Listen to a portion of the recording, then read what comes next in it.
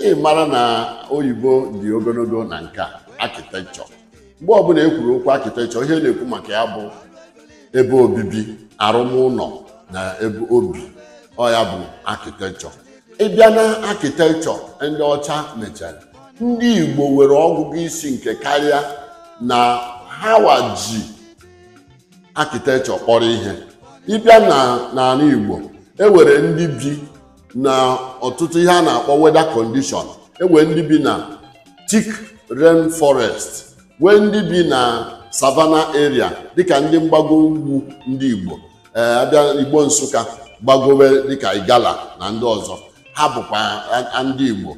Mana ụdị weda ha were abụrụ ụdị weda ewere n'etiti Igbo, abụghị ụdị weda ewere na mgbada mmiri. Enwere ndị bi n'ekpere mmiri. Ije na mgbada Igwe ọcha a na-akpọ Port Harcourt, enwere ndị bi ha na-bi n'ime mmiri. Ụdị ụlọ ha na-arụ abụghị ụdị ụlọ ha na-arụ n'etiti Igbo, dịka a na-asị gị the South-East gọgọ na ndị Anambra na ndị Imo, part of Imo na Enugu. Ma ndị Enugu ụfọdụ gbagoro mgbago, ma ndị Delta. Ọtụtụ ndị bi na mmiri na-arụ ụlọ hang on a wood props, agbago ya elu maka mmiri tote ọgbagote oru ebe ahụ, ha were ụgbọ na-akpagharị. Ha na-arụkarị ụlọ ha nke ọ ga-abụ ọ na-arụchie ike, wegbuo osisi na arụchie ike, mmiri too ka mmiri ghara ịkwa ya, gbago n'elu. Ha na-ejikwa ihe dị be ha dịka atani, rafia sheets a na-esochi eso were rụọ ụlọ ebiri na ya. Abịazịa na ndịda ndị na-abịa aja, ọ na-abụ ndị Igbo bịacha aja, enwere ebe ewere ihe a na-akpọ powerful wind erosion. Side ahụ enwere that powerful wind erosion like mgbago Nsụka na Igala.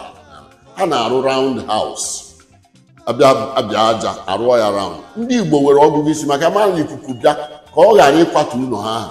Otu ahụ ha si rụọ ya ga-eme ka ikuku ahụ bịara ghara ịvọ ụlọ n'ihe a. Otu ahụ bụ esi arụ ụlọ. Abịazịa n'etiti Igbo ebe weda dịtụ calm, enweghị ọtụtụ mmiri, a na-arụ ụlọ ọ na-adị in cubes, either rectangle or square. Arụọ ya were aja ọdịbịa, aja Igbo mixiri ụlọ ha were very good material a na-akpọ brick house. Ụlọ ahụ ha na-arụ ya na-atinye n'obi ha, ihe a na-atụnye n'obi ha were arụ ụlọ bụ ebe a ga-ịbanye ịlarụ jụụ, ị ghara ịdị na-ata afụfụ, iwu ọkụ adị, iwu ọkụ na-egburu, oyi adị, oyi na-egburu. Brick house ahụ na-eme ruo mgbe ọkọchị okpomọkụ na-adị, ime ụlọ ajụ oyi.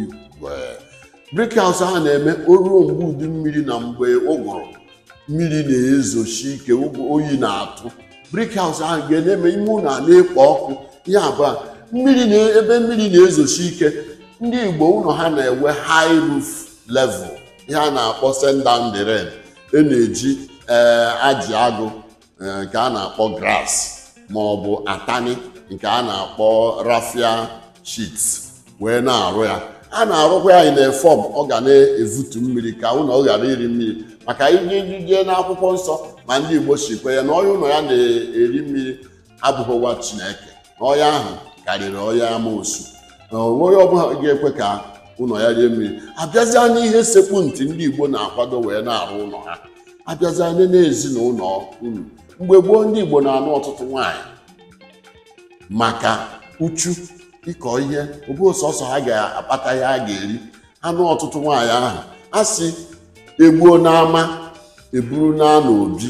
Egbuo n'ama bụ when they have talked in the public, you carry it to the family.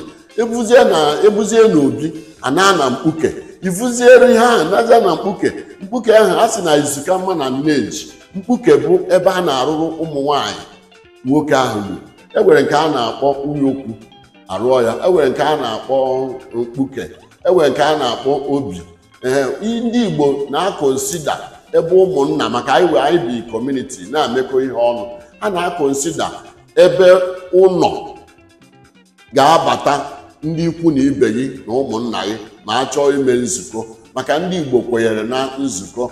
Ya ka a ji sị gị na democracy started from Igbo community, because ọ achọọ ịkpa ihe n'obodo. Ndị Igbo bụ asị na Igbo enweghị eze. Ọ bụrụ na anyị enweghị eze, kama na ndị Igbo na-emekọ ihe ọrụ. Ihe ka ndị Igbo si achị ọchịchị bụ the Council of Elders. Akpọ ndị elders, akpọzie ndị otu ọgbọ, akpọ ndị otu nwunye di, akpọ ndị otu ụmụada, ụmụ ọkpụ. Ihe a niile bụ ga-abụ representatives ewee kpaa nke obodo ka ezibi. Abịazịa ka esi rụọ ụlọ ahụ, nwoke na-ewe ụlọ obi ya. Abịa n'ụlọ obi ahụ ọ na-ewe obi ya bụ nkoro ma ọgbaja. Nkoro ahụ bụ ebe a na-akpa nkata. Nwaanyị ada-abakarịa ebe ahụ ka nwoke na-ewekwa ọta ya, ebe a na-edobe ikenga dịka anyị si kpaa maka ikenga. Abịa na nkoro ahụ, ọ ga-adị face your gate, iru ọnụ ụzọ gị. Onye ọbụla na-abatabeghị ga-evu ụzọ hụ nwoke before ọjụjụ nna m kedu onye ị na-achọ. Ọ bụrụ na ọ nwunye ya ka ị na-achọ, ịkọwa ihe iji achọrọ nwunye ya, maka ụlọ nke nwaanyị, mkpuke nwaanyị a na-arụ ya n'azụ ụlọ. Ị agaghịgodu nwoke iwee bịa. Abịazịa ewezikwara mgbe development gbagozi, enwe nke a na-akpọ samanga. N'ime samanga ahụ arụ ya ụlọ ebe a na-arahụ ya rooms, arụ ya ụlọ ebe ezinụlọ ga na-anọ ezukọ, na-abụghị obi bụ ya ndị be anyị na-akpọ ya ọgbaja, wee ndị na-akpọ ya nkoro. Obi bụ a highly reserved area for kings, for family heads, ebe ọfọ na-adị, ebe ikenga na-adị. Mkpuke bụ ebe ụmụ anyị na-adị. Ya bịa akụkụ mkpuke ahụ, a ga-arụ yakwa anyị usekwu.